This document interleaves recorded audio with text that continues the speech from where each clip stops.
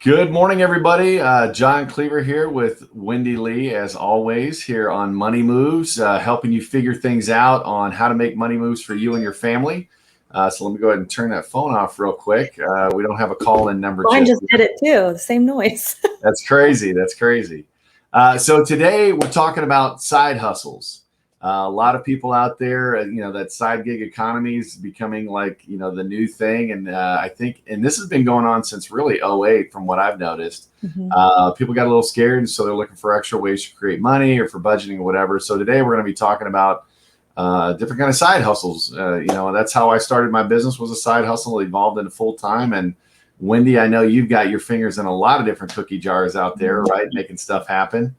So I don't know if those are just multiple businesses or side hustles or a little bit of both, or. I mean, yeah, my side hustle turned into my maid hustle. So I added some more side hustles, right? The average millionaire has 7 streams of income, right? That's right. That's right. So multiple streams of income are where it's at. And a lot of people out there, especially in the JOB world, I was one of them for years, for decades, trying to build out wealth with just one stream of income. And that doesn't really work for most people. So that's what we're talking about today. So we're going to jump right in on side hustle. So as people are joining us on the video side, please feel free to chat with questions or whatnot and add that in. And then if you're watching this after the fact on the recordings, we'll also post some follow-up information down in the link below, and then kind of talk about what we got going on next week. So, kind of the first thing, and Wendy, I'm obviously going to lean heavy on you and your opinions today in the side hustle bit, is, I think the first thing that before somebody's thinking about, hey, I need some extra money or whatever, really deciding on what their objective is. I mean, what do you think about that? Yeah, I think you're like, we always talk about starting with why, right? What is your reason, right? My initial reason to start a side hustle was to pay off debt, because I was kind of living that paycheck to paycheck life, right? My paycheck kept growing in the corporate world, but so did my family. So you've got a big family. You've got a big family. And so for me, it was like getting that little bit extra that could pay off, help start hitting the debt. But yeah, having that why. I mean, I work with people all the time that, their reasons for starting might be, extra money for, I had a girl I worked with that just wanted to be able to decorate her house and her husband not tell her what her spending limit was, right? Yeah. Little financial freedom there. Yeah. So I think, it's always important to figure out like what your purpose is. Like if you want to bring a spouse home from a full-time job, you might need to look at something a little differently than you would if you just want to make grocery money. Yeah. And that's a lot of it. I mean, it really depends on what you're trying to figure out. I mean, you've got the extra cash piece short term, right? I've got a room I want to decorate or something like that, or I've got some bills I want to pay off. So you may be looking at it as a short term kind of deal. Which is fine, but there are also those out there who, like we were talking about, want to create that extra stream of income, that second stream of income.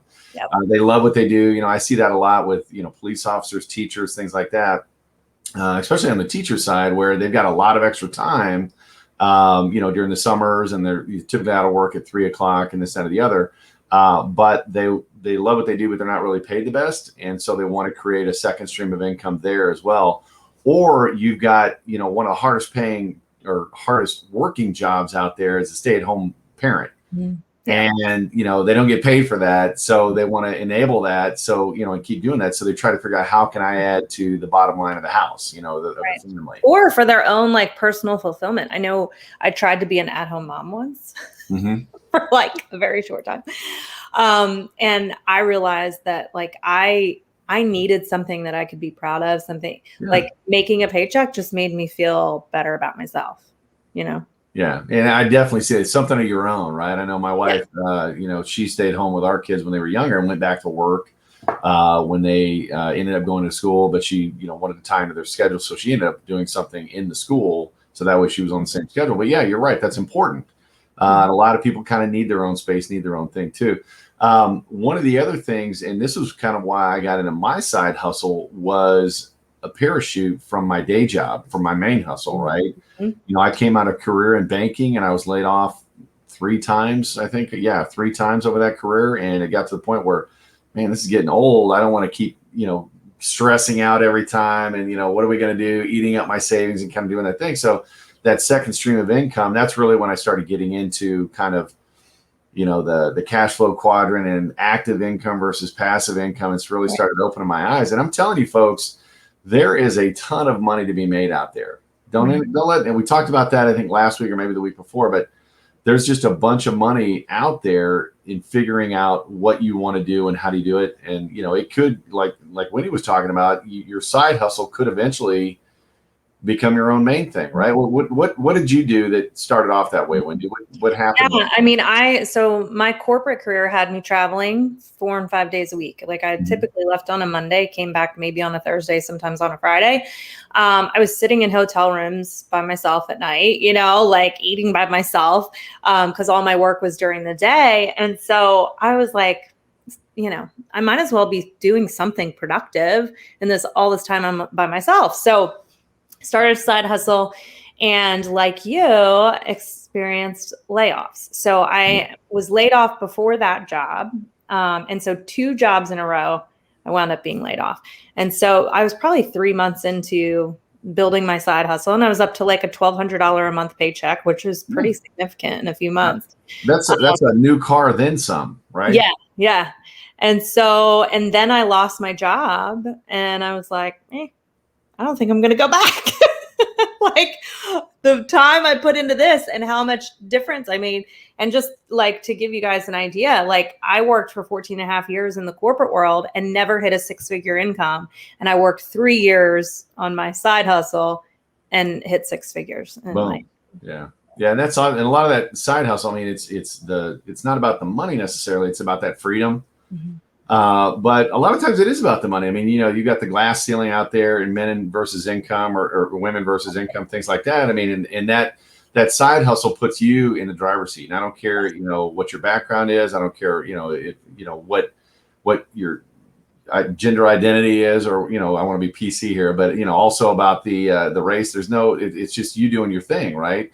Right. And you can kind of determine that. Do I want to work my side hustle a little bit or a lot of it or rarely? I mean, and that kind of puts you in that driver's seat too. So that's probably the thing I'm most passionate about with, side hustle, entrepreneurship, is that I got to determine how much I would make by how hard I worked and how dedicated I was and continually getting better. It's not just how hard you work. Actually, I work less hard now.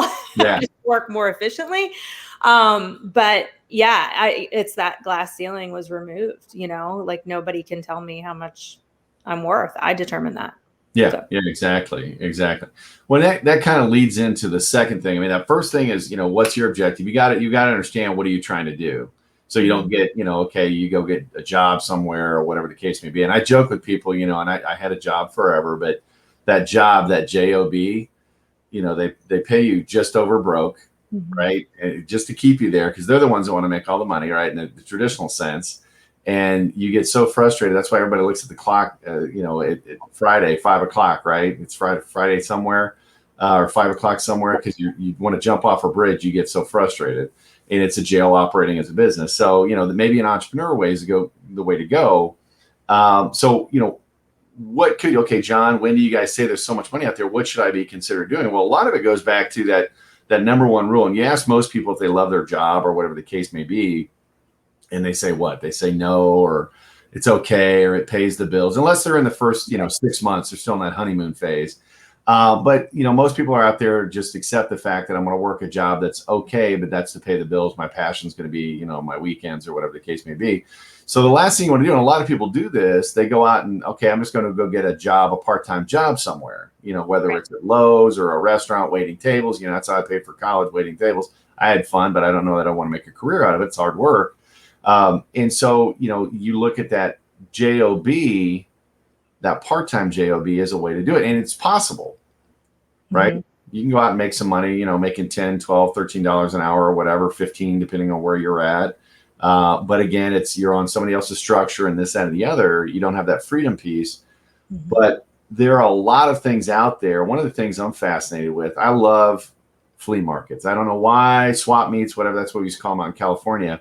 and you always see these little booths and stands set up. And I'm fascinated with people that make stuff. Yeah. Right. I mean, so that's one of the things, first of all, figure out what you got a passion to do, right? What you're passionate about. And is there a way, ask yourself, is there a way for you to get paid for that? Mm-hmm. Would you agree with that? I actually teach people and coach people how to monetize their genius, because we're all good at something. And, I'm in a certain side hustle industry that I love and I'm passionate about, but I also am like, you need multiple streams of income. So, you can take anything that you're naturally good at. It's so funny because we think, oh, everyone could do that, right? Like, I'm going to give you an example. Okay. In 2020, I created a template on a Trello board. I don't know if you know what Trello is, right?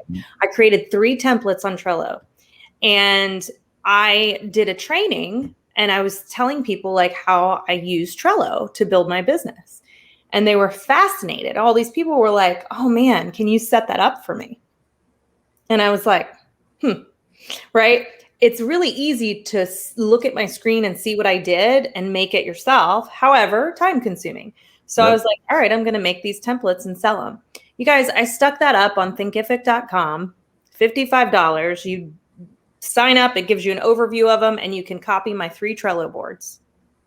I made over $20,000. Holy crap. From selling Trello boards. Right there. I set it up one time and I never had to touch it again.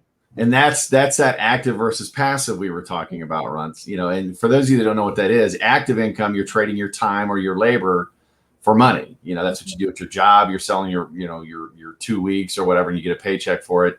But active, that's active. But the passive piece is doing exactly what Wendy was just talking about. Whether she's actually doing the work or not, she's still making money off of it. Yeah. So that's awesome. That's awesome. And we'll put that link, down. If you're using Trello, hey, I don't know, Wendy, is that still up? That link's still up? Yeah. So still making you money. That's still making you. But that's a great point right there, and that proves the point that there are a bunch of ways to make money out there. If you do something, I don't care if it, and where I was going with that flea market thing is I'm a sucker for soaps, right? You see all these people making these home soaps or whatever they call them, and there's all kinds of different. I wouldn't peg you as the soap guy. It's a softer side of John, right? But I'm a sucker for them. And so it's like, it's always like 3 for 15 or 3 for 12 or whatever the case may be. But I mean, it doesn't take a whole lot to do that. And there's all kinds of stuff out there, whether it's a side business doing leather works or little crafts. If you've got somebody asking you, hey, that's really cool, could you make me one? Just like Wendy, that should be a light bulb going off in your mind of, okay, maybe I can make money off of doing this. And especially, if you're doing what you were doing and you set it and forget it, right? I mean, and like it's that expanding your mind. So my sister makes candles. So she makes all these natural candles with the really good fragrances that aren't like toxic and, cotton wicks and blah, blah, blah. Well, and so 2 things about her business. One is she got really niche. So they called it rescue candle. So every candle you buy, there's a donation to a dog shelter. There you go. Right? So it had that like element to it she put it on Etsy and it blew up. I mean, she actually got featured in 2 magazines, online magazines at Christmas time. And she was like, all of a sudden my phone was cha-ching, cha-ching, cha-ching, which now she has to make the candles and she doesn't have any employees. So it got to the point, she had so many orders, she had to cut it off. She had to stop it because she wasn't prepared for the influx of orders. But, so she niched. The other thing that I've been talking to her about is how can you create passive income with this, right? Yep. You could teach a class. There you go. Could create a course on how to make your own candles at home and everything you need, or how to start a candle making business on Etsy, right? Those are 2 ideas to then create the passive side doing the same thing she's already doing. Exactly. And the cool thing is you could put that on a video format like you were talking about. And okay, you want to watch the videos, there's 3 videos, whatever the case may be. And people pay to watch the videos on how to do this. And then boom, there you go. You've created your own little mini school. So, or even on how to set up the business side of what you're doing. So, again, it fascinates me that there's so much out there happening and people are getting more and more creative. I mean, you look back to before Henry Ford and automation, right? 90% of us out there in the United States were self-employed.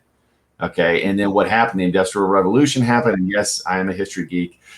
So the Industrial Revolution happened, and all of a sudden people said, okay, well, I'm just going to go do this and work for 8, 10, 12 hours, 6 days a week, and then, get my paycheck because it's easier.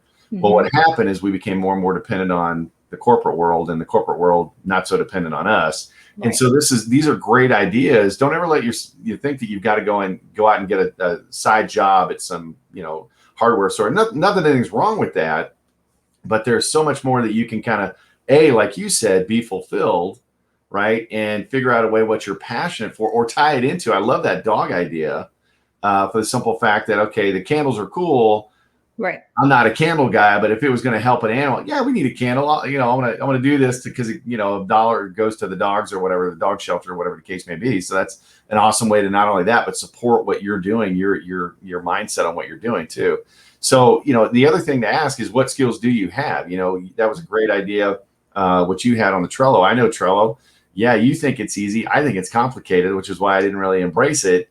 But that's a great idea. Here, let me make it easy for you so you can focus on what your highest and best use is while you're building your business or your side hustle or whatever the case may be. So you figured out a way to help people.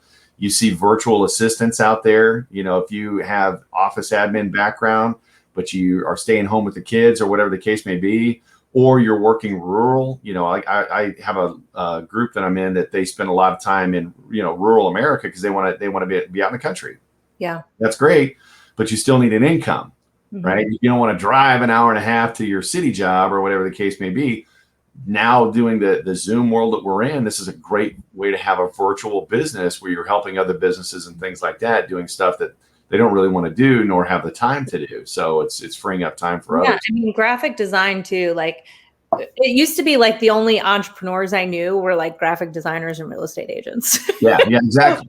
But now it's like, I mean, take graphic design. You don't have to be a fancy graphic designer to build a side hustle doing that. Like Canva, right? John, would you pay someone $10 to do your Canva stuff and not have to worry about it, right? I would. So, and that's, I mean, I could teach my teenagers to create that stuff, right? And do a good job with it. And so again, finding that dual niche where I'm paid per hour or per project, but then also how can I create templates that I can just then sell? Yeah, right? Yeah, exactly. And that's the key. How can I create it once and then have it automated to where people are just downloading? And there's different sites out there too. I know there's one poster on my wall when I was doing baseball coaching, and I ran the 13 to 18 league at a local rec league here in town.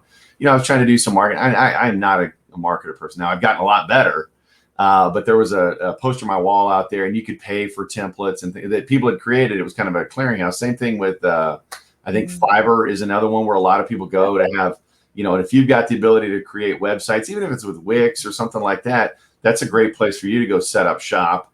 And you've got to give them a portion of whatever, but that way it's an easy marketing platform for you for your side hustle. If you're into doing stuff like that. So again, the big question on that, what should you consider doing is what am I passionate about? And then secondly is, what skills do I have? And then I think third one is, do I want to have that active income, or am I trying to build something passive income? Because there's a huge difference there. And if you haven't, and I've mentioned this before, but if you haven't read the book Cash Flow Quadrant by Robert Kiyosaki, read it. It really kind of opens your minds to the different ways that we make money in the US or, in society in general. So that's awesome. So the third thing, before doing all of this is really, what should you consider? I mean, we've talked about, okay, what's your objective? Kind of figured that piece out. That's going to help narrow the funnel. The second question is, what kind of things should you consider doing? Anywhere from, I'm just going to go get a side job at the local restaurant or whatever, or something I'm passionate about and building a little side business, with the soaps, candles, or whatever the case may be. And then, also you need to figure out, how am I going to distribute that? I mean, you brought up Etsy. I think that's great because you can do something, but you got to be able to get it to the people too. Facebook Marketplace. I see a lot of, I buy stuff from there all the time. Some other people crafted things. And then the third thing is, what other things should I be considering? Whether it's, okay, hey, I've got a startup cost, or, like with the candles or soaps, you've got that factor of, okay, if this does catch on, how much can I actually produce? Yep. And is my family, I have a friend of ours here in Franklin, Tennessee, that she was a cookie queen, man, and her cookies were the bomb. And unfortunately, they were too good. So, I like to eat them. But she got to a point where, especially around the holidays, things like that, her oven was running. There's certain limits and things like that you can do, with regards to regulation, especially when dealing with food. So keep that in mind. Those are some things to consider. But what other things do you think that people should be considering when dealing with all this stuff? Yeah, I mean, I think obviously the big thing is what's the time invested and the money invested up front. Mm-hmm. There are some things that you can get into and you don't have to invest really anything. Yeah. Right. Some things with small investments, and then some things my heart breaks for some of the people that are looking to make extra cash. And they think, here's the thing I want to say. If you want to start a side hustle and it is something you're doing on your own, you don't have to be fancy. You don't have to have a $10,000 website. You don't have to have all the fancy graphics and logo. Like, start with where you are. In fact, my husband and my 10-year-old are starting a YouTube channel. And it's going to be called Wrigley on Baseball. And so they're starting this YouTube channel. My husband's like researching and he's like, we need this, and this. And I was like, hold on, let's start with what we have, right? And grow it, see how it takes off, see how the audience expands, right? And then you earn to invest. So earn, as you gain subscribers, as you gain this or that, right? Then we earn the money to be able to invest back. And I give the example of like Gary Vaynerchuk. I don't know if anyone's Gary V fan. But like when he started Wine Library TV, he did not have a fancy camera. He did not have a fancy microphone. He didn't have a fancy backdrop, right? He just started with plain old videos and put them online and built that following. And as he grew, so did how professional it looked, right?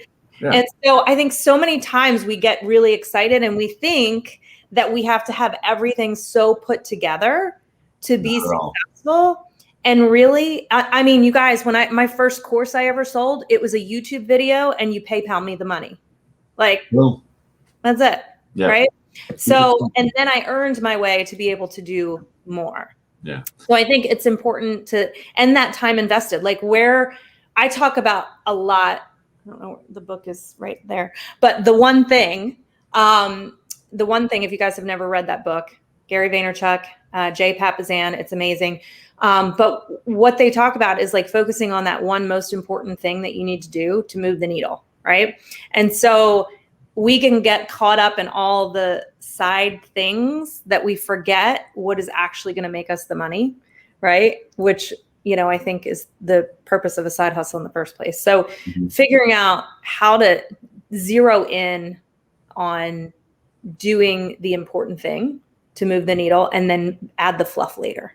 Yep. And that's so critical. I mean, that whole keep it simple. And that's exactly why we're talking about this today. You don't start with, hey, I need to go and invest a bunch of stuff. You start with what we were just talking about. What do I like to do? What's my objective? And then what am I passionate about? And kind of evolve into that. And what I always tell, even in the business that I have, because I work with a lot of independent agents and advisors on the financial planning side, let the business pay for the expansion.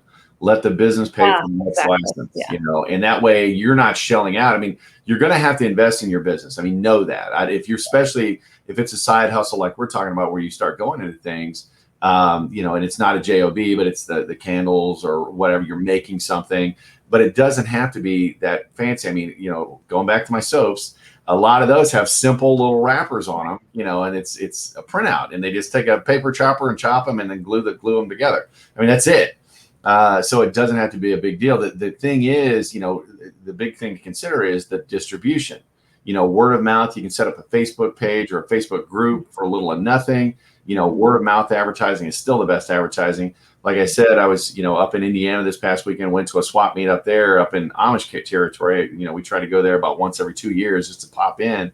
And they had all these booths set up. You see that everywhere. I mean, where you're marketing directly to people. going out and talking to small general stores if you've got a product or something like that. There's all kinds of a knife show at a leather, if you do leather goods or things like that, whatever the case may be, there's a market out there for what you have, especially, like I said, if you've got somebody asking you, this is cool, where can I get one? Okay. And you guys, we have the whole world at our fingertips with the internet. Yes. Everything I build and I sell is through this. Yep. Right. That's why we started working together, right? To expand the online audience, using Instagram, using Pinterest, like social media gives you a really large audience. Now, so Lisette said that love the idea of finding your niche. That's the key to building a big business, is niching down, not just what you do specifically, but who you're talking to.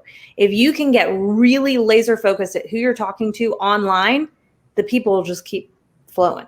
They will. As long as you're speaking to solving a problem they have. The reason I sold so many Trello boards is I niched to network marketers trying to track their prospects and their social media planning.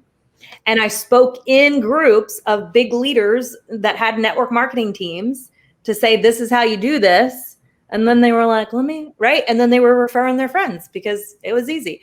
I mean, you guys, I've even sold, I don't know if anyone knows what Project Broadcast is. It's a text automation system. You can create campaigns in there and you get your little unique code that you can share with people. I created a whole setup for a specific company on a new customer campaign. And I sold it. You guys, I literally sold a 5-digit code. That's it. For $20 a person, right? So 5-digit code, I made something once. So like the possibilities are endless, and it does not have to cost you a ton of money. No, not at all. Not at all. So, as we wrap up this kind of last little bit here, I've got some of my notes here I'm going through. The big things to consider, what are the costs? If you're dealing with stuff that has regulation involved, obviously, find out that information. But, you don't have to jump in and try to figure it out on your own. Get involved with other people who are doing it. I mean, most people, especially if they're small business owners, love talking about what they do. And, don't ever come into anything with a scarcity mindset. Like Wendy said earlier, there's plenty of opportunity out there. There is plenty of business. It's not like, you're going to corner the market, or somebody you're talking to is going to corner the market on any one given thing in your niche or whatever the case may be. Don't feel like I can't make soaps because there's already somebody making soap, right? It's just a different thing. It's a different flavor. I don't know why I keep going back to that. But I think you should start a soap business. I know I should. That's going to be my side hustle. You could be like a soap distribution website. There you go. All the different soaps. That's right. So, but it's one of those things that I feel like, from a financial perspective, because that's what I do, financial planning, is everybody should own some kind of business, some kind of little side, because you get huge tax breaks for it, right? Not only that, if it's something you have fun with and you can get paid for it, man, how awesome would that be? And think of, like you were talking about, an extra $1,000, even an extra $500. What would an extra $500 do for most people's budget? I mean, that's a car payment, saving for kids' college, paying off that debt, whatever the case may be. Yes. How much money would I need in like a fund for it to pay me interest of $500 a month, for me to get $500 a month off of it? A bit. I don't want to go into specific investments, but you look at, the rule of 72, average return. If you're getting a 1% return, like in a CD, right, where a lot of people put their money in the bank, which is 0.25%, it's horrible, right? That rule of 72, any interest rate you're getting, or rate of return, divide 72 by that number, and it's going to tell you how long it takes. For example, 0.25% in the bank. This is a shocker for people. It's actually going to take 288 years for your money to double. Okay, so if you have $500 in there, it's going to take $288, but you need quite a bit of money in there. And starting off with X, Y, or Z, little soaps, this, that, or the other, or the candles, or the Trello stuff, or whatever the case may be, how much faster? And you use technology like Etsy, even eBay or Marketplace, something like that, or boards that you're out on there on the chat boards. You have the entire world that can buy your product. Okay. And if it's not a physical product, like the Trello's technical, right? It's technology. That's click of a link. That's no shipping, no packaging, nothing involved in that. I mean, think about the cost effectiveness of that. So, again, Excel spreadsheets, if you like Excel, And there's a lot of people out there that like Excel. There are small business owners that A, hate Excel because they don't know how to use it, and B, don't have the time to do it, but they know they need to do it. So you can create all kinds of stuff there. So with that, we're going to go ahead and wrap up. So this is some of the information that we bring everybody. You need to follow us every Tuesday. We're here at 10 a.m. Central, 11 a.m. Eastern, but you can follow me at Black Swan Money. Give a lot of hints, tips, and tricks you can be using for your financial gains. And then Wendy's talking more along the line of business and just a lot of motivational stuff. I follow her at Wendy Lee Online. You should too. But again, come back and follow us. Next week, we're going to actually be talking about the one thing we didn't talk about today. There are a lot of network marketing things going on out there, and a lot of people making a lot of money on side hustles doing that. And most people start those off as a side hustle. But we're going to go into the good, the bad, the ugly of network marketing next week. So you don't want to miss that episode. I know, right? You don't want to miss that episode, but definitely come back 10 a.m. next Tuesday. That's all I've got. Wendy, thanks always for being here. It was awesome. Yeah. Everybody go out, skip the fear, go start some side hustle, even if just making a few bucks, figure out what you're passionate about, find a way to get paid for it, and just go do it. And if you guys have like ideas or questions, pop it in the comments. We'd love to help you brainstorm too. Yeah, exactly. I mean, we'll respond back to those. So let us know what you're thinking, and everybody make it a great day. Bye-bye.